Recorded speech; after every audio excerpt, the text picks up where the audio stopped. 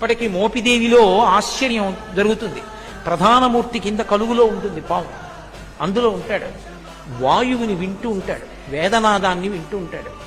మంత్రాలు చదివేటప్పుడు దోషం ఎక్కువ వచ్చిందనుకోండి, స్వరంలో దోషం, కోపం వచ్చేస్తుంది. ఎవరిని ఏం చేయడు, కోపం వచ్చి అలుగుతాడు. అలిగి కలుగులోంచి బయటకు వచ్చేస్తాడు.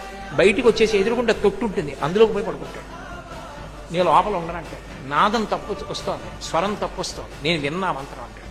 అప్పుడు వచ్చి మళ్ళీ స్వరంతో చదువుతారు మంత్రం. చదివి తప్పు అయిపోయిందయా, క్షమించు, నీ యథాస్థానాన్ని చేరమని అడుగుతారు. అప్పుడు ఒకసారి మళ్ళీ ఆ బుట్టలోంచి పైకి లేచి మళ్ళీ వెళ్ళిపోతాడు. అందరూ చూస్తుండగా జరుగుతుంది మోపిదేవిలో. నేను అబద్ధం చెప్పాను అనుకుంటున్నారేమో, మీరు కావాలంటే అర్చకుల్ని వెళ్ళి అడగండి. కిందే ఉంటుంది కలుగు, అందులోనే పడుకుని ఉంటాడు. అందరూ చూస్తుండగా బయటకు వస్తాడు. స్వరం తప్పినా, అనాచారం ఎక్కువైపోయినా బయటకు వచ్చేసి అలకపాన్ పెక్కి పడుకుంటాడు. మళ్ళీ వెళ్ళి వేదం స్వరంతో చెప్తే లోపలికి వెళ్ళిపోతాడు.